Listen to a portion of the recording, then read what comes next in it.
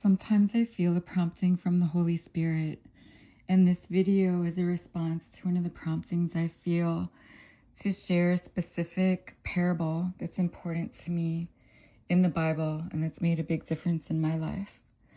And it's the parable of the lost son, also known as the prodigal son. So I'm just going to read it for you and then discuss a little bit after. I'm going to start with the sentence right before the parable begins in the Bible, so it makes sense in some context. Jesus says, "There is joy in the presence of God's angels when even one sinner repents." So here's the parable of the lost son.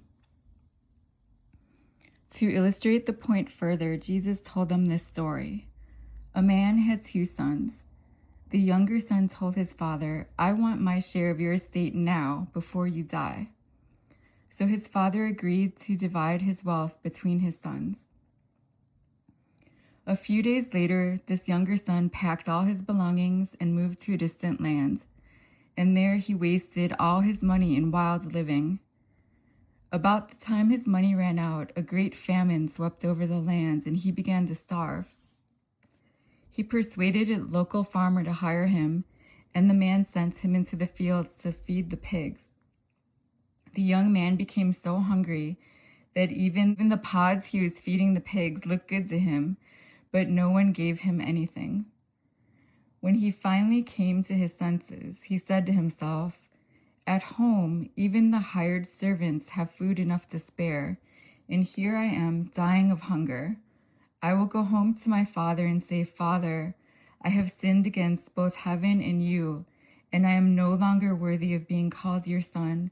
Please take me on as a hired servant.'" So he returned home to his father, and while he was still a long way off, his father saw him coming.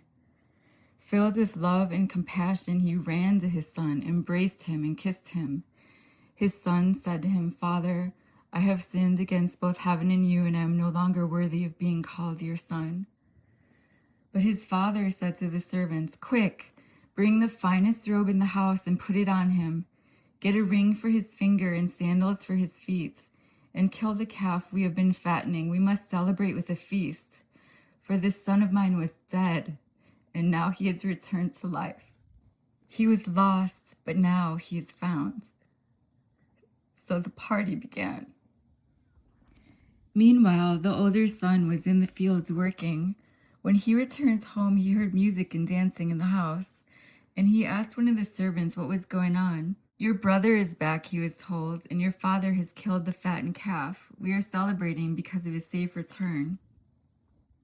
The older brother was angry and would not go in. His father came out and begged him, but he replied, "All these years I've slaved for you and never once refused to do a single thing you told me to. And in all that time, you never gave me even one young goat for a feast with my friends. Yet when this son of yours comes back after squandering your money on prostitutes, you celebrate by killing the fattened calf." His father said to him, "Look, dear son, you have always stayed by me, and everything I have is yours.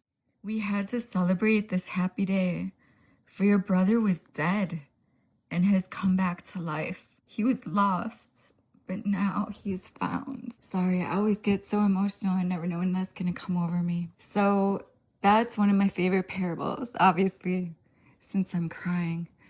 It's very meaningful to me. In this parable, which I didn't understand when I was a kid and I heard it, Jesus is demonstrating through this story how God loves us. And so God is the Father, right, in this story and in reality. The lost son, the prodigal son, are those of us who did our own thing, lived worldly lives, were foolish, but then repented, right, and came back and realized what was important. Obviously, since I'm crying, I relate to that character.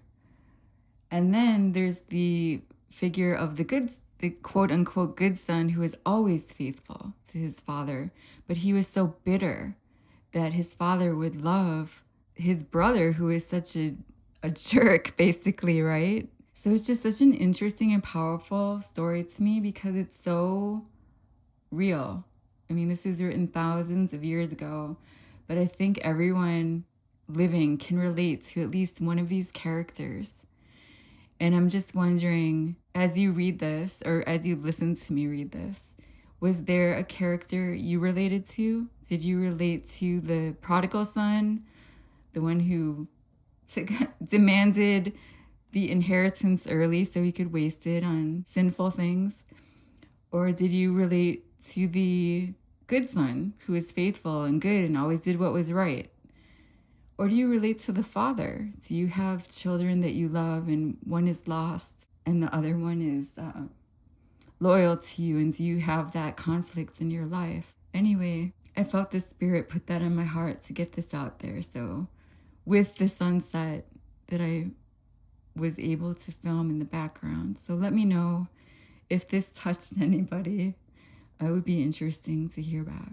Never forget that God loves you and it's never too late to come back to Him.